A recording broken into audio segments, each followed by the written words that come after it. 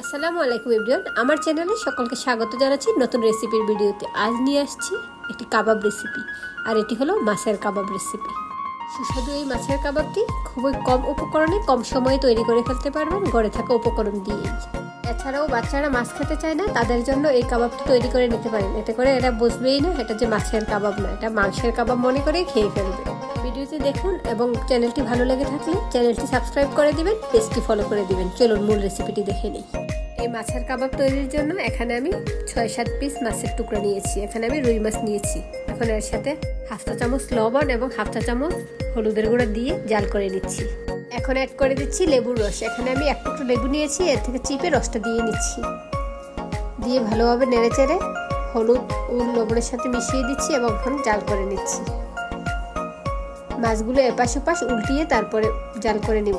খুব বেশি সময় জাল করতে হয় না, কারণ মাছ অল্প সময়ে সিদ্ধ হয়ে যায়। সিদ্ধ হয়ে গেলে আমি এগুলোকে পানি থেকে তুলে ছেঁকে নিচ্ছি। ছেঁকে নেওয়ার পর ঠান্ডা হয়ে গেলে এগুলোর কাঁটাগুলো বেছে নিয়েছি। আর কাঁটাগুলো অবশ্যই ভালোভাবে বেছে নিতে হবে। মাছের কাঁটাগুলো বেছে নেওয়ার পর আমার 2 বাটি পরিমাণ মাছ হয়েছে। এখন একটা বাটিতে এই মাছগুলো দিয়ে নিচ্ছি। এখন 2 বাটি মাছের সাথে 1 বাটি পরিমাণ সিদ্ধ করা আলু মথে দিয়েছি। এখন দিয়ে নিচ্ছি 1 বাটি পেঁয়াজ বেরেস্তা। এই কাবাবে আমি কাঁচা পেঁয়াজ ব্যবহার করবো না, তাই পেঁয়াজ বেরেস্তার পরিমাণটা বেশি দিয়েছি। এখন দিয়েছি হাফ কাপ পরিমাণ ধনিয়া পাতা কুচি। এখন দিয়ে দিচ্ছি চিলি ফ্লেক্স, অর্থাৎ শুকনো মরিচটাকে আমি তেলে গুঁড়া করে নিয়েছি। এখানে আমি 2 চা চামচ পরিমাণ দিয়েছি। এখন দিয়ে দিচ্ছি হাফ চা চামচ ধনিয়া গুঁড়া এবং হাফ চা চামচ জিরা গুঁড়া।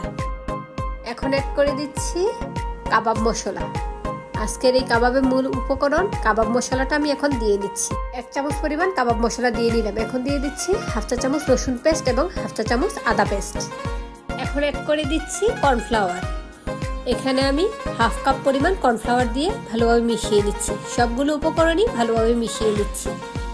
আমি কিন্তু এখনো কোনো লবণ দিইনি, কারণ আমি ভুলে গিয়েছিলাম। এই মুহূর্তে দিয়ে নিয়েছি 1 চা চামচ লবণ, কারণ লবণের পরিমাণটা বুঝেই দিতে হবে, যেহেতু মাছগুলো আমি লবণ দিয়ে সিদ্ধ করেছি। লবণটা দিয়ে ভালোভাবে মিশিয়ে নিচ্ছি, কারণ লবণের পরিমাণটা যদি বেশি হয় কোনো কিছুর স্বাদই পারফেক্ট থাকে না। লবণটা পারফেক্টলি দিতে পারলে সবকিছুর স্বাদ পারফেক্ট থাকে। ভালোভাবে মেখে নেওয়া শেষে এখন দিয়ে নিচ্ছি একটি ডিম ভেঙে। এই ডিমটা অবশ্যই দিয়ে নিতে হবে, তা না হলে বাইন্ডিংটা ভালো আসবে না। কাবাবের শেপটাও দেওয়া যাবে না, ভেজে নেওয়ার সময় ভেঙে যাবে। তাই অবশ্যই এই ডিমটা দিয়ে নিতেই হবে।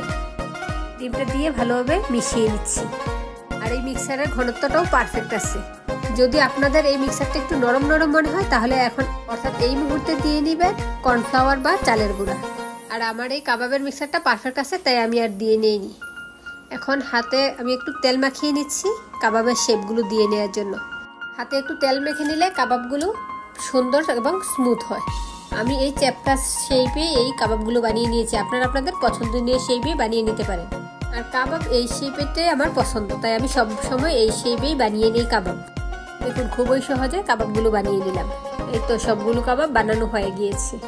এগুলোকে আপনারা চাইলে এই মুহূর্তে ডিপ ফ্রিজে সংরক্ষণ করতে পারেন। ডিপ ফ্রিজে সংরক্ষণ করলে এই মাছের কাবাবটি 2 মাস পর্যন্ত ভালো থাকবে।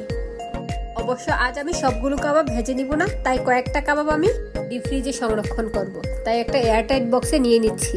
এই বক্সের মধ্যে নিচে 1 ধাপে দেওয়ার পর উপরে একটা পলি বিছিয়ে আবারও কয়েকটা কাবাব রেখে নিয়েছি। এতে করে একটার গায়ে একটা লেগে যাবে না। বরফ জমার পর এগুলোকে একসাথে করা যাবে। এখন আমি বক্সের ঢাকনা লাগিয়ে ডিপ ফ্রিজে সংরক্ষণ করতে রেখে দিচ্ছি।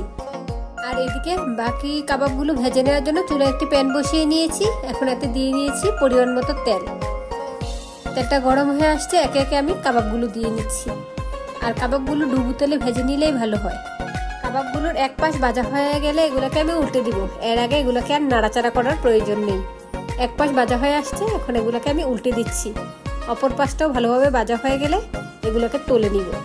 ভিডিওটি যারা দেখছেন ভালো লেগে থাকলে ভিডিওটিতে একটু লাইক দিয়ে দিন এবং চ্যানেলটি সাবস্ক্রাইব করে পাশে থাকা বেল আইকনটি বাজিয়ে দিন। এতে করে আমি নতুন কোনো ভিডিও দিলে এর নোটিফিকেশন সবার আগে আপনার কাছে পৌঁছে যাবে। এবং বেশি বেশি শেয়ার করুন ফ্রেন্ডস ও ফ্যামিলির সাথে। আপনাদের লাইক, কমেন্ট, শেয়ার আমাকে নতুন কোনো ভিডিও দিতে অনেক বেশি উৎসাহিত করে। আর ভিডিও সম্পর্কে কোনো তথ্য জানা থাকলে আমাকে কমেন্টস করবেন, আমি কমেন্টে উত্তর দিয়ে দিব। এর মধ্যে আমি বেশ কয়েকবার নেড়ে চেড়ে দিয়েছি। এগুলো এখন পারফেক্ট ভাজা হয়ে গিয়েছে। তেল থেকে তুলে নিব। ছাঁকনি দিয়ে ছেঁকে কাবাবগুলোকে তেল থেকে তুলে নিচ্ছি। তবে কাবাবগুলোকে অবশ্যই মিডিয়াম হিটে ভেজে নিতে হবে, তা না হলে পড়ে যাবে, খেতে ভালো লাগবে না।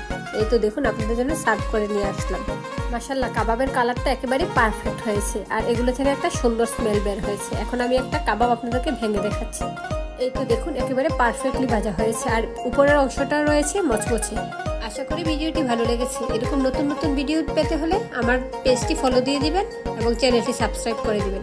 আবার চলে আসবো পরবর্তী অন্য কোনো নতুন রেসিপির ভিডিও নিয়ে। সে পর্যন্ত সবাই ভালো থাকবেন, সুস্থ থাকবেন। আল্লাহ হাফেজ, আসসালামু আলাইকুম।